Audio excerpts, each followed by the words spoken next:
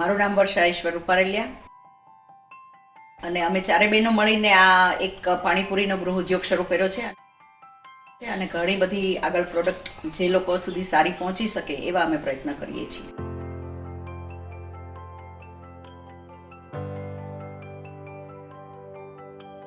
અમે ચાર બહેનો મંગળાબેન દેસાઈ, દયાબેન શેલડિયા, રિંકલબેન બાળધા અને મેં આ પૂરી અમે બનાવ્યા પછી અમને ઘણો એવો સારો રિસ્પોન્સ મળ્યો છે. અમે ગામમાંથી શરૂઆત કરી હતી કે 100 પેકેટ ગામમાં જાય પછી અમે આગળ મોકલવા માટે તૈયાર હતા અને એવું જ થયું કે આ બધું બન્યા પછી અમે અમરેલી, સુરત, અમદાવાદ પૂરી મોકલવા માંડ્યા છીએ.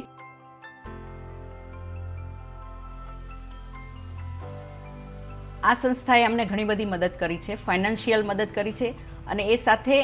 જ્યારે અમારી શરૂઆત કરવાની હતી ત્યારે બિઝનેસ લેવલની એક મિટિંગ કરી હતી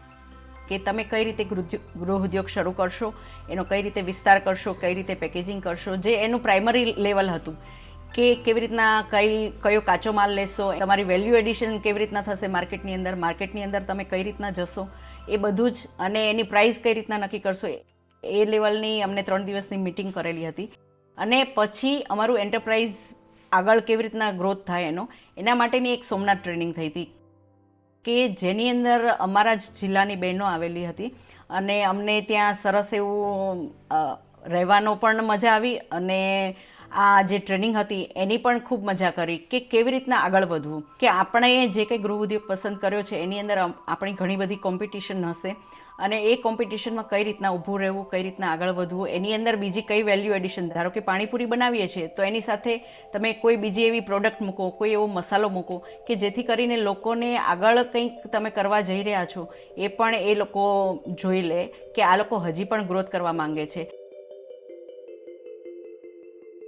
આવી બધી જે ટ્રેનિંગ પ્રોગ્રામ કર્યા કરે છે જે આ સંસ્થા, એના દ્વારા અમને ઘણો બધો સપોર્ટ મળ્યો છે કે અમારા ગૃહ ઉદ્યોગને અમે આગળ વધારી શકીએ. પછી આ સંસ્થા જ્યાં પણ એક્ઝિબિશન થાય કે કોઈ એવો સ્ટોલ કરવાનો હોય ત્યાં પણ અમને કહે છે કે તમે લોકો આવી શકો છો અને તમારા ગૃહ ઉદ્યોગને આગળ વધારી શકો છો. અને એક સંસ્થાનું સારું કામ એ છે કે એ અવારનવાર અમને ફોન દ્વારા પણ પૂછતી હોય છે અને દર મહિનાની લાસ્ટ એન્ડમાં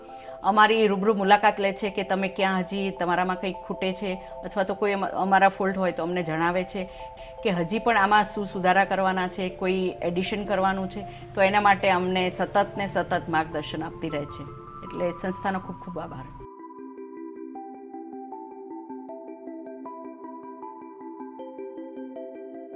હજી પણ અમે ઘણા બધા બહેનોને આવા ગૃહ ઉદ્યોગ માટે પ્રેરણા આપવા તૈયાર છીએ અને અમારા ગામના બહેનોને તો અમે લઈ જવા